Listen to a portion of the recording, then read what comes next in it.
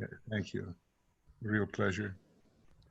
And well, the next speaker is Philip, our peripatetic historical earth scheme astrologer. Philip seems, his ubiquity is just amazing to me. He's all over the world. Maybe, have you done Antarctica yet, Philip? But okay. It's, well, it's no, not really, but it's a very attractive place to visit, that's for sure. Tantalizing possibility. Tantalizing was the word I was looking for, yeah. Tantalus. Humanity's Fourth Ray and Global Crisis 2020. That was the original title. I think I modified it to yeah, a little bit something similar, but anyway, you get the drift. We'll try to dig it up, and you've discovered so many things, and you've brought back the photographs and just enriched our sense of the history of the Earth with your also Hidden History of Humanity and other books on initiation, many things. So thanks. Philip worked very hard putting out the ageless wisdom in ways that can be understood. So Philip, take it away. Thanks so much, Michael. You bet. And thanks, Antonella, for your wonderful presentation on Italy. By the way, that's a very old picture of me there. That's about 2006, I think. It needs updating. Anyway, I will go into my presentation now and try and do this share screen thing.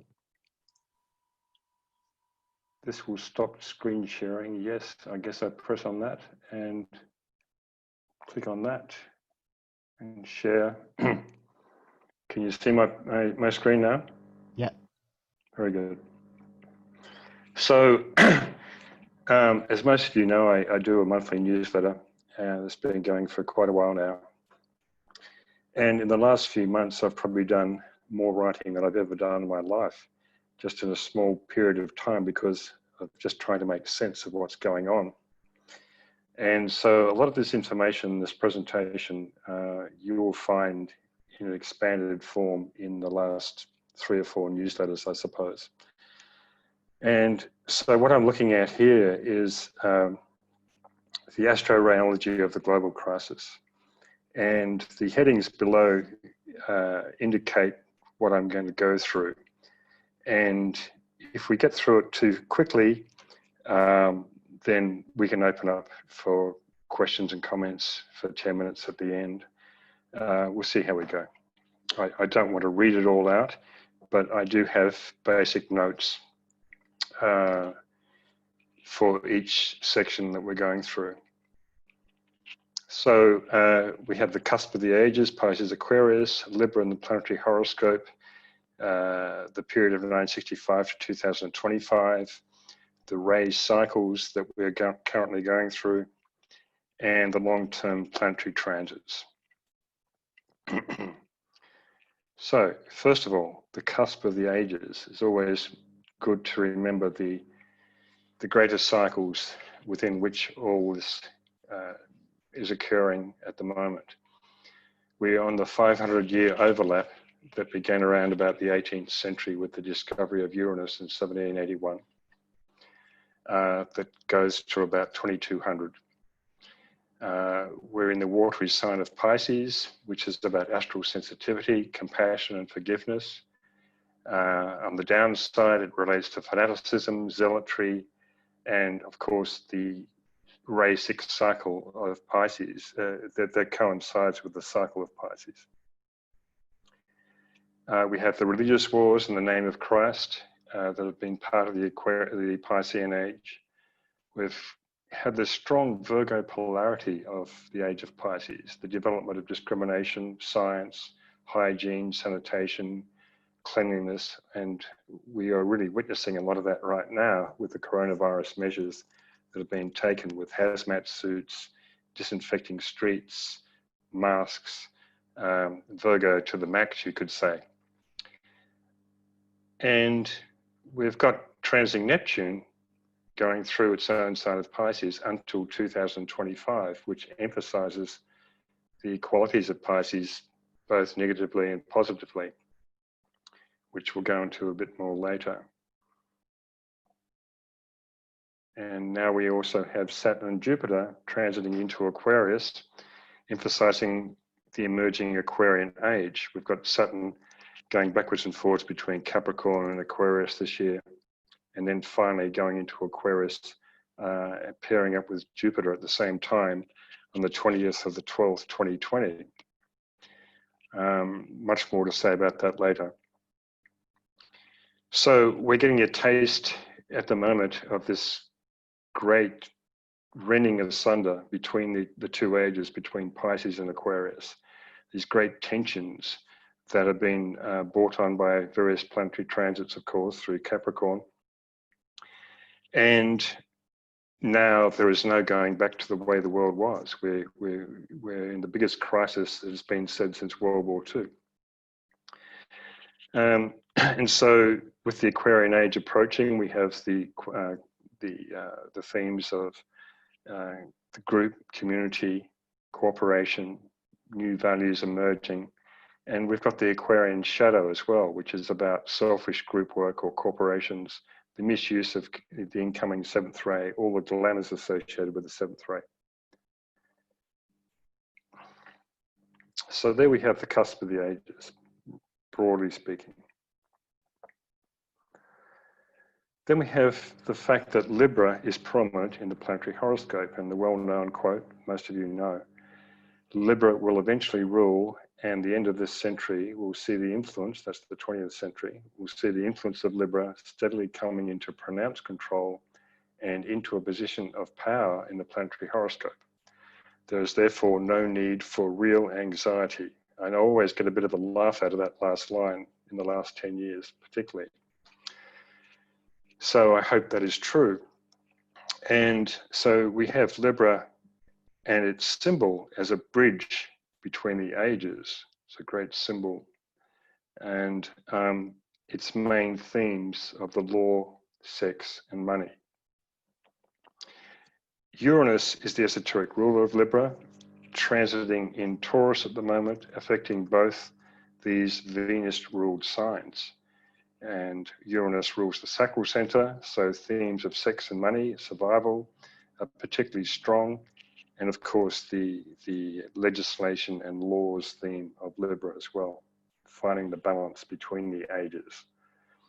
The Tibetan never mentioned just how long the Libran influence is going to be for, but it is only recently come into a place of power in the last several decades. And it may stay there for a couple of hundred years, I don't know, but it's quite possible, feasible that it would.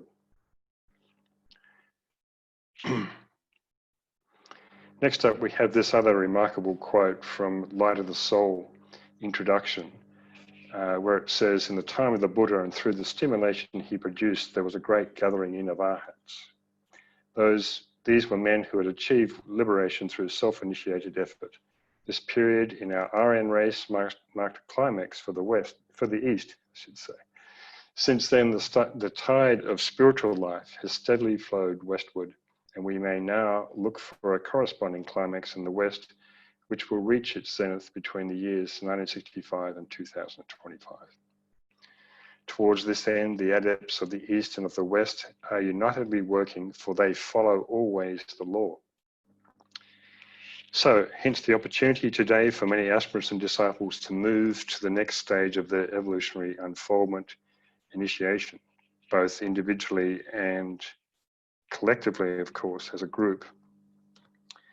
And I always remind myself of this period of 1965 to 2025. It's that there's this great tide that is going from east to west, and the responsibility is with the second ray Western Hemisphere, the second ray soul of the Western Hemisphere at this point in time.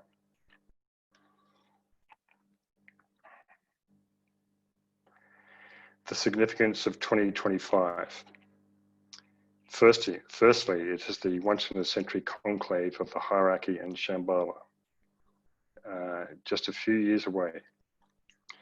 Secondly, it's the beginning of the fourth ray cycle returning slowly into incarnation, we are told. Next, it is the halfway mark of the Master's decision cycle of 49 years between 2001 and 2050.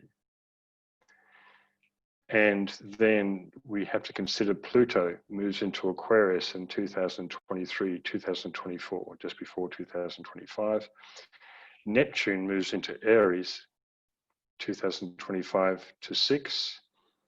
And of course, Aries inaugurates the new cycle, and Saturn also moves into Aries in the same years, 2025-6. So there'll be a Saturn-Neptune conjunction around that time.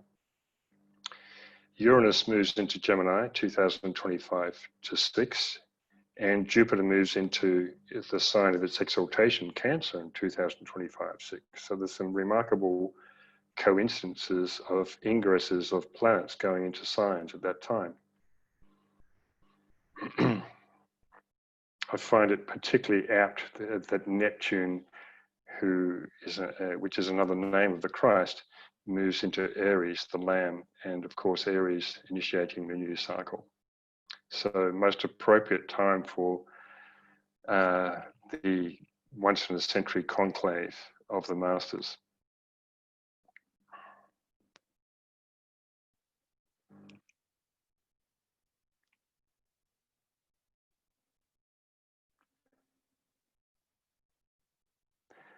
Should I go full screen on this, or can you see the slides going down the side, or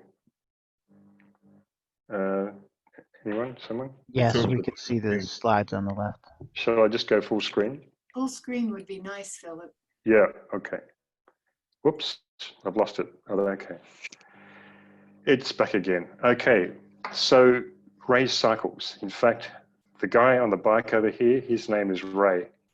And in fact, he fell off in the picture below, and that is a good symbol, I think, of the ending of the 6 ray cycle, the outgoing 6 ray of idealism, versus the incoming 7th ray. Now I've lost my picture. Oh, you can still see me. Okay. Swap displays, Philip. Excuse me? You're in presenter view right now. Oh, okay. So what do I have to do now? Go back to where I was before? Swap displays. Right How do I above do that? Tell them it's right above. It's under display settings at the top of the screen. Right. You see that display settings little down arrow? Just at the top of your slide above the timer and all that. Are we talking in PowerPoint or in the Zoom? presenter's view. There, your mouse is getting closer. Just between end slideshow, right next to end slideshow there. There's a display. I'm sorry, I can't see that. It must be in PowerPoint you're talking about, end slideshow. See, I've got 2 screens here. I've got a remote screen, and that's the problem, you see. I should go back to where I was before. Hope you can take control of Philip's screen. Yeah, you need to swap between the 2 screens. Right. Well, where you were before was fine, Philip. Yeah. So how do I get back there? How do I get back there to the other screen? So I can't see my. Escape. I have to escape. Yeah. Okay. Yeah. And go back to my PowerPoint icon slide sorter. What's it called? Reading view or something? Which one do I click on? Is it can you see what I'm looking at? No? We see many slides on the left and an adequately big presentation on ray cycles in the middle. I've lost my big remote screen though. I can't see very well on this small one. Now now it's full screen for us. Is it looking okay? Yes. Well, Alex was requesting remote control. I'll just decline that for now then, shall I? Yeah, just go on as you were. You were fine. Okay. Philip. All right. So I don't have my big remote screen on now. That's the problem. I've got my small laptop screen. All right. Sorry about that. So we are literally at 6s and 7s with ourselves at the moment, with these overlapping ray cycles, let alone the signs of Pisces and Aquarius that are overlapping, and of course the respective relationship of the 6th ray with Pisces and the 7th ray with Aquarius. There has been a 7th ray cycle that started some centuries ago, but there's been other 7th ray cycles, sub-cycles of larger ray cycles, and a major 7th ray cycle started in 1945 that's going for 2,500 years. So this 7th ray cycle is waxing much stronger now. And we're having a confusion of these very different forces, and particularly with nations that are ruled by the 6th ray, particularly the USA, of course, with its 6th ray personality. The 6th ray is ruled by Mars, Neptune, which are the rulers of the solar plexus chakra. The 6th ray has been leaving, going out of the incarnation since 1625. And yet, as the quote down the bottom says, there's another 200 years before the 6th ray souls pass out of the incarnation. The 7th ray, Uranus, rules the sacral, and Uranus, of course, is associated with the head center. Being in incarnation, the 7th ray since 1675. Can't get my mouse to work very well here for some reason. Just a minute. Oh, there it is. Okay. Things are very small quality on my screen here. Okay. Many 6th ray souls still in incarnation, while 7th ray souls types are coming in. 7th ray Aquarius is about mental detachment over matter and emotions, and the latter being ruled by Pisces in the 6th ray. So they're very different signs and very different rays that are overlapping in this period, and hence the chaos, confusion that's going on, plus large groups of humanity who are still locked into the old cycle of Pisces and or imprisoned, if you like, in the sort of lower aspect of Pisces. So the combination of 6th and 7th rays can create organized fanaticism, and yes, we looked at that other information before. I'm just going to have to readjust this screen somehow. I can't see my slides on the left now. I guess I have to just find this other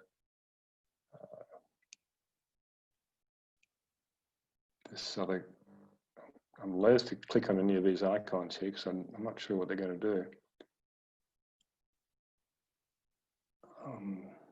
Try that one. No. Oh, there we go. So how's that looking now? Hello? To me, it's fine.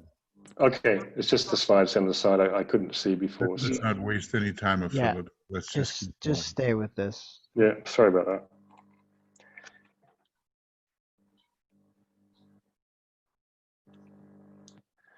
All right, so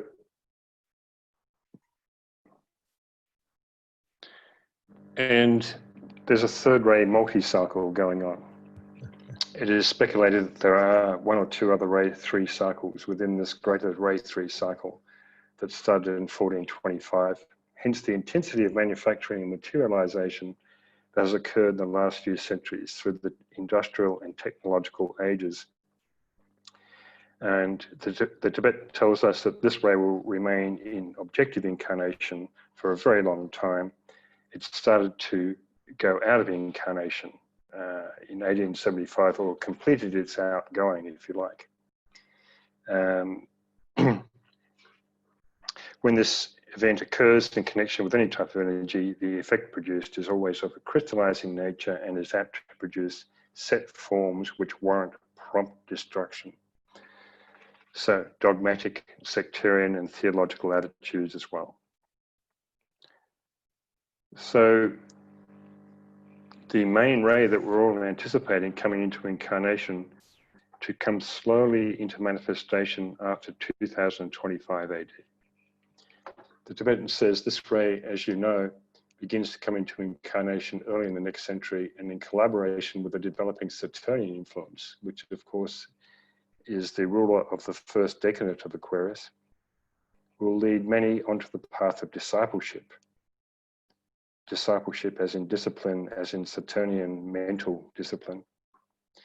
When the peculiar energy to which we give the somewhat unsatisfactory name of harmony through conflict and the forces of that planet, which stage opportunity for the aspirant, are working in combination and an ordained synthesis, we can then look for a very rapid adjustment in human affairs, particularly in connection with the path. The fourth ray is, in the last analysis, the ray which teaches the art of living in order to produce a synthesis of beauty. There is no beauty without unity, without embodied idealism and a resultant symmetrical unfoldment. And this was a quote that Antonella used in her talk. This ray is not the ray of art, etc., etc. But he does say, of course, in Esoteric Psychology 1, that the fourth ray is the ray of art. But of course, it's not really a contradiction. Is the energy which brings about the beauty of those living forms which embody the ideas and ideals which are seeking immediate expression. Many people claim to be on the fourth ray because they dream of the artistic expressive life. As I have told you before, creative art expresses itself upon all the rays. So I think for those attuned, there may have already been feeling the influence of the fourth ray, even in these past few decades. I've certainly seen signs of this myself in just observing what's going on in the world. For those, as I say, more attuned. But if it's going to come slowly into manifestation, we may not see it really strike its speed until maybe a century after 2025. Who knows? At least a few decades, probably. So now we get to the long-term planetary transits, starting with Pluto from 2008 to 2023. And Pluto has been, of course, providing the long-term backdrop to planetary events. Pluto, the first ray destroyer, ruler of the first ray, willpower, destroying Capricornian crystallization. And the Tibetan tells us that Capricorn suffers from crystallization more than any other sign. Pluto destroying and transforming government, corporate, individual power structures. Pluto has been revealing humanity's underworld, the world dweller, secrets, illegal activities, sex scandals, corporate theft and manipulation, misuse of money, etc. Pluto and Vulcan, the other co-ruler of the first ray of will or power, are present at the first initiation. And it appears to me that a large proportion of humanity are undergoing the first initiation at the moment due to this planetary crisis. And I first had this impression when China was going through this and no one else in the world was. So Vulcan reaches into the depths and Pluto drags to the surface and destroys the hindrances of the lower nature.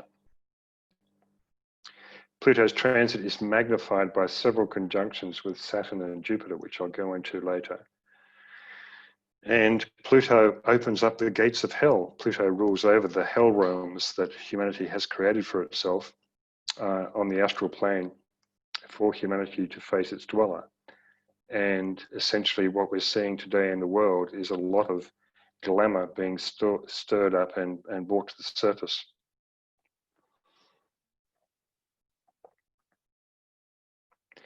So the really big one was the Pluto-Saturn conjunction on January the 12th, 2020. This was epic in terms of it being a 500-year event that had not occurred in the sign of Capricorn since 1517 and the Reformation in Europe. And of course, Martin Luther nailing to the wall his edicts. And the 12th of January coincided with the COVID-19 announcement just a week or two before, and triggered a massive economic crisis in the last couple of months, which is probably going to head to a recession and or a depression, depending on what economical experts that you read. But this has been a long time coming, of course, and is needed to transform the financial system. Pluto has exposed groups and individuals who use the coronavirus to manipulate humanity. We have the oligarchies, which Pluto and Capricorn represents, declarations of war, financial institutions, dominant corporations, cartels and cabals, and so forth. These are all represented by Capricorn as the social structures and corporate structures, and Pluto's destruction of those. For instance, already we're seeing many companies going broke, big companies, airline companies and so forth. And we don't know where that's going to go or whether they're going to be bailed out. Saturn rules the third ray, which is the main ray of money. Just trying to find my mouse here again. I can hardly see it on the screen. And Pluto destroys Saturn restructures. So this is the potential of this conjunction, which is going on and off for all of 2020. And Saturn, Capricorn, and the third ray are all related to money and the use of resources. In fact, the Capricorn Cancer axis is particularly related to the management of resources. And Libra, of course, being another point on the cardinal cross, is intimately related to money. Pluto Saturn will move into Aquarius the next 2 to 5 years, till 2025. Pluto Saturn will be opposite USA's Mercury. In fact, is now, as I describe in one of my newsletters, triggering the first ever Pluto return, because Mercury is in Cancer in USA's 1776 horoscope and is opposite Pluto. So the opposition is being activated now, between now and the actual Pluto return in a couple of years' time. And excuse me, Pluto is in the second house of the USA exoteric horoscope, which of course is the house of money and possessions. Pluto reveals the dweller, and Saturn is an aspect of the planetary dweller. So we have an incredibly potent combination with these two planets at the moment. Pluto Saturn will bring a showdown with the cartels and cabals that control the world. DK tells us that these interlocking directorates and groups have controlled the world for centuries. And there's been a greater awareness of these shadowy groups in the last few decades due to the greater sharing of information, the internet and so forth, that has, where people are far more informed now about their existence and about the need for them to be broken down. Pluto, Saturn and Capricorn pave the way economically and spiritually for 2025. We're told in the teachings that there has to be a certain amount of money in the hands of the forces of light before the hierarchy can return. So this financial restructuring in the next few years, especially with Uranus going through Taurus, will go a long way towards being a catalyst for that. Pluto's effects, we are told, are first felt in the mental body, and Saturn rules the mind. It rules the throat chakra, the seat of the mental body. So the combination of these two planets is creating a mental transformation in the world. How much time do we have left, by the way?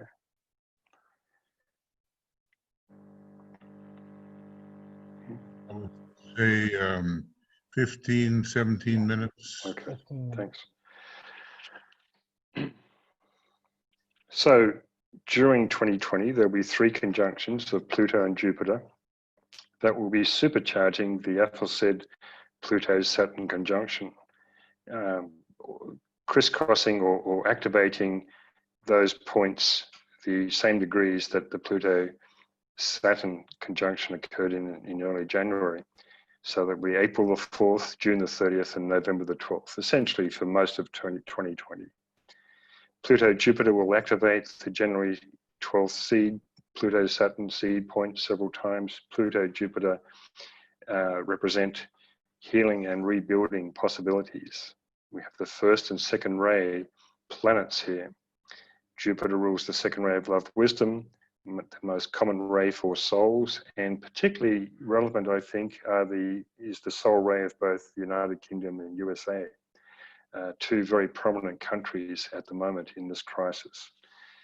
Pluto's destruction will pave the way for Jupiter's compassion and love wisdom. Jupiter can magnify also the negative effects of this position in Capricorn and of the materialistic theme of Capricorn. And DK tells us that Jupiter gives the fulfillment of desire and satisfied demand, or the outgoing expression of love. Jupiter reaches its lowest point of expression in the densest material aspect, and then, as love and selflessness triumph, this lowest aspect vanishes and disappears. I've been using this quote a lot in my newsletters lately because I think it's so profound and really is very much of the essence of this time that we're living in. And my note at the bottom there says this fulfillment of desire and satisfied demand may be the point of least resistance for the fearful masses experiencing losses of jobs, income, housing, freedom to move about, etc. And also, of course, for business, money, corporations, governments scrambling to simply survive and or selfishly exploiting the situation. There are many unknown outcomes for 2020. The situation changes from day to day, even though we know at the moment there are certain procedures in place for countries that are easing their lockdown from level 4 to level 3 and level 2 and so forth. But nevertheless, I think we can expect the unexpected this year. Neptune in Pisces, I think, is one of the most important long-term transits for understanding what's going on in the world today. Excuse me, because Neptune has been creating this acute sensitivity in the emotional body of humanity since it's been in this sign in 2011. The last time it was in this sign was back in 1847 to 1862. And due to human development, Neptune influences mainly in its lower octave, therefore addiction, deception, confusion versus higher inspiration, intuition, and creativity. And this has been very noticeable since 2016 in its lower expression in the USA and the UK elections and the propaganda wars that were going on then and the revelations that occurred about those propaganda wars. Also in USA's chart, the progressed sun was in Pisces with Neptune tracking that progressed sun for several years. I think it's just moving away now, which increased the level of glamour in that country. And also, of course, its six-ray personality. So Neptune rules the bloodstream and hard to diagnose diseases and viruses. Neptune rules world glamour, in which the world is currently immersed. There's great confusion of opposing viewpoints about coronavirus, for instance, at the moment, and how to deal. There seems to be some deliberate media deception and manipulation by those with agendas. I think this is all a continuation of what started in 2016. Yet there is a possibility for higher Neptunian vision to emerge from this crisis. Neptune rules the solar plexus, is associated with the heart, hence humanity taking the first initiation has this opportunity to move collectively from the solar plexus to heart. Not an easy thing to do when there's a lot of fear around about survival issues and money and work and so forth, let alone the virus itself. So back in 1847 to 1862, there was the birth of modern psychism, spiritualism, seances, Blavatsky, various channelers of the day. And today we have this bewildering array of channelers, starseeds, psychics, and mystics as Neptune proceeds through its sign of Pisces. We're getting all levels or sub-levels of expression from the grossest to the more refined. Uranus and Taurus. The task of Uranus, hidden in the depths, DK tells us, is to awaken and evoke the intuitive response of Taurus to an ever-increasing light until such time that full illumination is achieved, and also the development of the spiritual consciousness, substituting these higher soul aspects for the lower form reactions.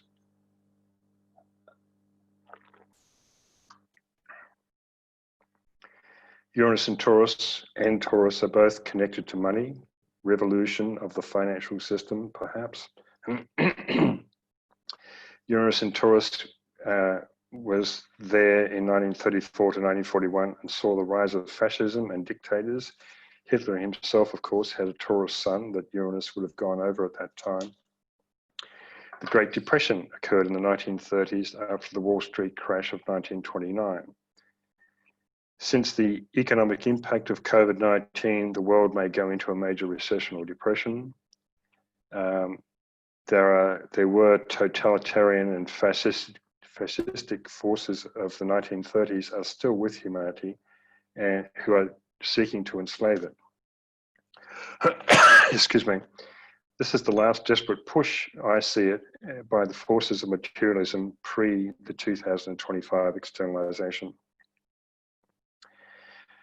Also, of course, Taurus rules the new group of world servers. Excuse me.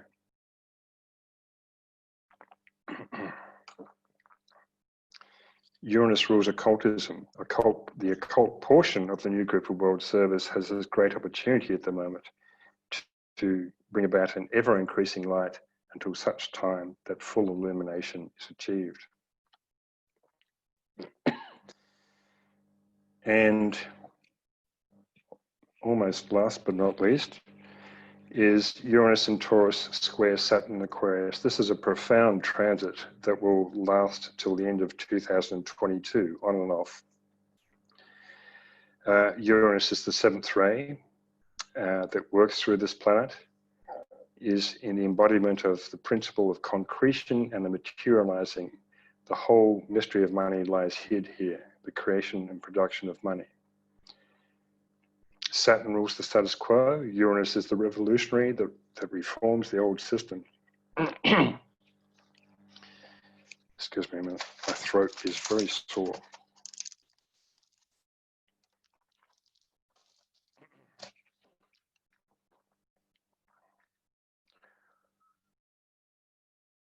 So this square aspect brings about the tension between these two planets. Uranus is the esoteric ruler of Libra, the sign of money. Taurus, Libra, Capricorn are all related to money and are all ruled by Venus at one level or another. Venus rules the second house, which gets its meaning, of course, from the second sign, Taurus, and covers the themes of economics, the distribution of money, metals, and gold. Saturn rules the third ray of money and is the only ray to come through Libra, where Saturn is exalted and is the hierarchical ruler, of course.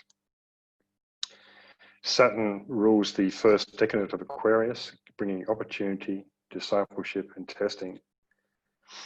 And hence, Uranus square Saturn is a double theme on money, complete reorganization of the financial system.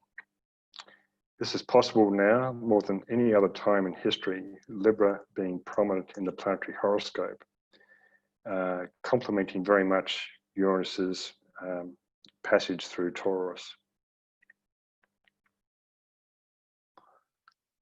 And then we have Saturn and Jupiter in Aquarius that have brought a consolidation of the Pluto, Saturn, Jupiter gains in Capricorn. This occurs, as I said before, excuse me, on the December solstice. 2020. Saturn is the mind, Jupiter is the heart, and the conjunction will bring about a synthesis of these two qualities. Saturn rules the first decade of Aquarius. Jupiter is the sole ruler of Aquarius, the water bearer who pours forth. Excuse me, please. Do apologize. So this conjunction of Saturn and Jupiter in Aquarius hasn't occurred since between 1226 and 1405, which is regarded as the early Renaissance prior to the later European Renaissance. Hence, it indicates a new Renaissance and helps pave the way for the 2025 conclave. In fact, my talk for the main conference, if my voice survives, will be called An Aquarian Renaissance.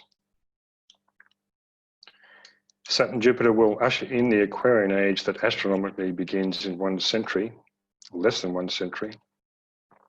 Saturn Jupiter in Aquarius is the first of 3 conjunctions in air signs for the next 40 years, called the Airy Trigon. You can see the dates there. I'm not going to read them out for now. But my feeling is that the externalization might be closer to 2080 or 2100 than 2025. Remember, it's 2025 that the masters make a decision about their reappearance, which means an incredible organization of all the ashrams and the personnel within those ashrams. Positions by the masters being vacated as they choose other evolutionary journeys and being filled by everyone else coming up through the ranks, so to speak. But depending upon the world situation, they may decide to come sooner rather than later. We don't know.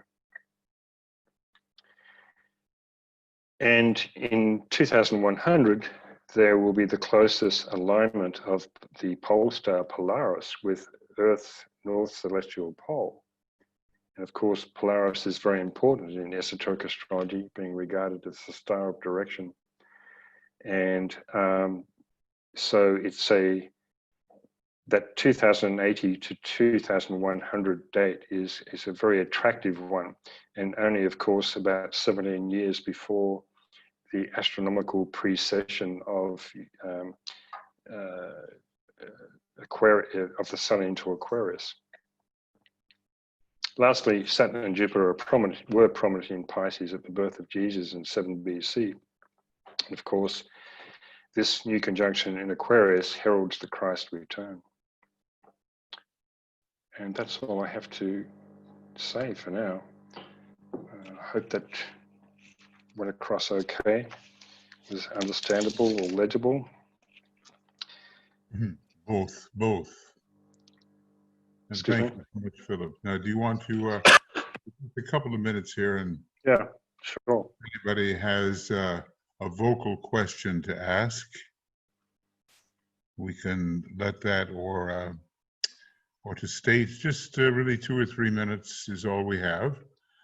Wonderful information and laying out the future for us in clear manner. Very helpful. Anybody? Let's see. Excellent. You've got a lot of nice people are happy about it. Okay. Lots of thank yous and so forth. For your scholarly and intuitive work, says one person. Thank you. A big thank you. Well, that's so true, isn't it, Philip? The scholar and the intuitive both together. So let's see, there's a raised hand from Frida Kemp, and maybe can one of our tech people release Frida? Hi, Philip. Can everybody hear me? Hi, Frida. Yep. That was a really great presentation, Philip. I really enjoyed it. I just hope you could expand a little bit more on what you were saying about this financial transformation. The Uranus in Taurus squares Saturn in Aquarius slide. If you could just expand on that, I'd appreciate it. Thanks. Well, obviously the square has lots of tension within it.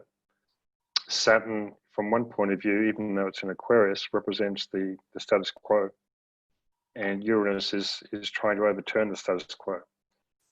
So what we're seeing at the moment is a lot of desperate companies and people who still want to keep doing business the way they have done for centuries, or at least the last few decades. For instance, when we had the 2008 crash, it was business as usual after these big companies were bailed out. And I'm not so sure it's going to happen this time. And so that would be a victory of Uranus over Saturn in this Uranus square Saturn pattern that's lasting till the end of 2022. So I think we're going to see various crises and shifts and hiccups between now and then.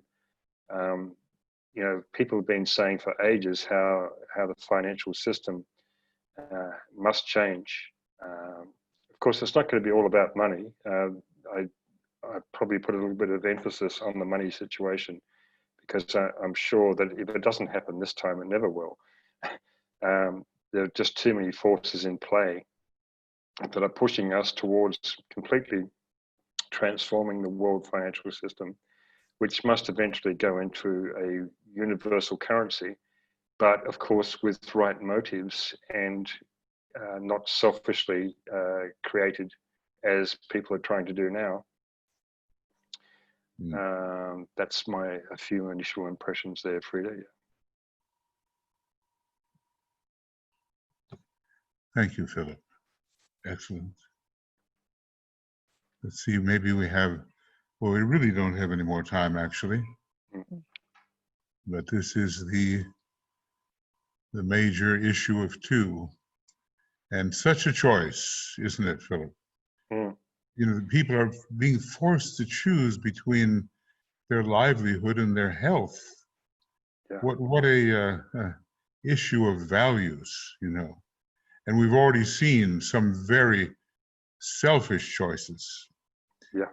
And that are attempted to be disguised, of course. And well, we'll see how that works out. I think someone said to me that it's not so much the COVID virus, which in itself, of course, is a great concern, but it really is. I think behind all that is the financial system that must change because it's so unfair for the majority of humanity.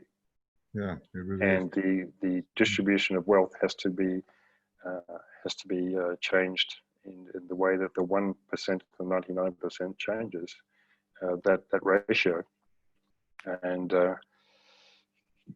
if it doesn't happen voluntarily, then humanity will be dragged kicking and screaming towards that ends in some way. And we can make it very painful for ourselves, or we can use our creativity to effect a smoother transition. Time will tell, as Saturn would say. I have my hand up. Can I ask a question? Yes. Yes. Nicholas is still getting set up. So, yeah. So thank you very much, Philip. Very insightful as usual.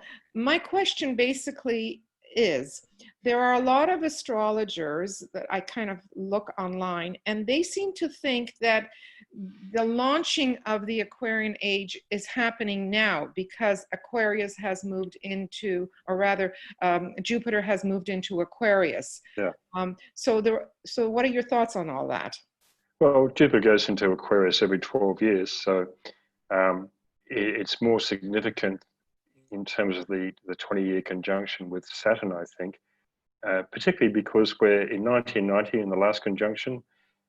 We're no longer, in terms of consciousness, anywhere near that point. We've advanced 30 years and quite a ways beyond that. Plus also I'm looking at the 2117 date as the astronomical precession, precisely as per DK's unpublished letter. But of course, those who are feeling the Aquarian cycle coming are already in the age of Aquarius. So when people make pronouncements about Jupiter and Aquarius, well, they're certainly feeling that very strongly. And I guess the cycle of the second ray will be also amplifying Jupiter as it goes into Aquarius as the esoteric ruler of Aquarius. So I think Jupiter is positioned in Aquarius for next year will be a great offsetting quality to some of the harsher Saturnian and Pluto transits that are going on. I'm hoping so anyway. Okay, thank you. And Michael, Maria Christina has a question. Yeah. Yes, Maria Christina. And I'm trying to unmute.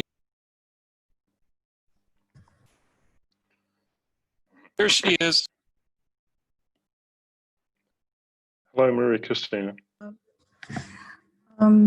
I just wanted to mention, it's just stunning that the Tibetan gives us a specific meditation based on aligned with that fourth stanza of the great invocation from the center, which we call the race of man. That whole stanza, he focuses on money meditation. I find that to be quite meaningful and quite stunning. Okay. Yeah. Now is certainly the time for all of us as esoteric students to really put it together as far as esoteric knowledge goes and work in meditating groups to offset some of the forces that appear to be engulfing the world at the moment. So there is a Thursday meditation to be used any day. No, Sundays, forgive me. Very good. Yeah. Philip, you remember when he said that if things persist as they are, money as we know it will be abolished. Will vanish off the face of the earth or something like that, I think you said. Something like that. Yes. And many countries, of course, are pushing for a cashless society at the moment, going digital completely, but my sense is that it's completely selfishly motivated. So it's hard to really gauge this, to get a handle on that. But as far as the exoteric news is concerned, and I read a lot of stuff every day from all parts of the spectrum. That's my kind of understanding right now, that it's not being motivated altruistically. So we see. Time will tell again. I try and watch, as detached as I can from the whole situation. Yeah, the potential for abuse is very great, and for sort of illegitimate regulation. Yeah, and So, this is the other side of the question at the moment is the infringement of civil liberties and somewhat totalitarian attitudes that governments have adopted since the Chinese somewhat harsh Chinese lockdown, and now that more information is emerging from the last few months, many people are starting to question whether that is really the right way to go, given the fact particularly that it's causing a lot of damage. But then on the other hand, you have the damage and the destruction that is needed to break down some of the system so that it can regenerate itself. So it's like a catch-22 situation in many ways, isn't it? it's a dilemma. Michael, how are we doing with Nicholas? It's a liver dilemma. I think he still needs a little more time. So, welcome more questions or comments, anyone? Jenny Ross is the next question, and I'm going to unmute her. Hello? Hi, Jenny. Hi. I've been doing some research in the next 15 years to see how humanity was going to manage this transformation. And some of the things that I've noticed have to do with a lot of revolution and a lot of protests and using art as a means of protest. So I was just wondering if you had any comments about that information. Well, yes, one of the, of course, the obvious that occurs to you when there's a suppression of people, like a totalitarian clampdown that keeps on going and is not rolled back after the crisis period, then people are going to get uppity about that and protest, and there could be insurrection and even civil wars in some countries, depending on the governments of those countries. I thought it was very refreshing to see Sweden in its approach, which differed from the rest of the world and for which it was under a lot of pressure,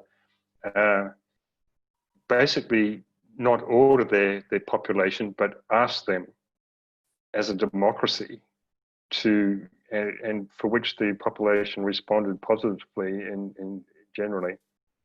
I thought there was a very clear distinction between the way it was just brought in other countries, particularly Australia, which have adopted and put through all these laws through Parliament in the dead of night, and have tried to consolidate their position of basically more or less a dictatorial democracy. So, and they're not alone. Other countries have done this, and as time goes on in 2020, we'll see just how many of these restrictions will be rolled back. And also the propaganda machine is going full tilt at the moment, I think. And I don't think a lot of people are necessarily aware of that. So it's a very contentious subject, of course. But I've given it a lot of thought, and that's kind of where I'm at the moment, but I could be wrong. Thank you. The USA, of course, is ripe for these divisions. The divisions have been becoming wider and wider in the last decade or so, and of course, it's reached almost a critical mass right now. But this is the nature of the world dweller that I talked about before, and every nation is part of that world dweller that we're all facing. And whilst Pluto and Saturn are doing their thing for the next couple of years, then I see this dweller as actually being around since World War One. Humanity, and this is like a third phase of the world wars, where the dweller is still being dealt with, the dweller of the Western nations, and the whole aspect of the mind that's been developed in this fifth root race. That's the big aspect of the dweller, plus the more recent dwellers, if you like, for the Piscean age and the things that occurred during that time. The decks have to be completely cleared before the age of Aquarius can really start in earnest. So it's a very precarious time that we're in, and a lot of unknown outcomes lay before us, which is a bit unsettling, of course, but we also have on the horizon some very positive things occurring, like the Saturn-Jupiter conjunction in Aquarius.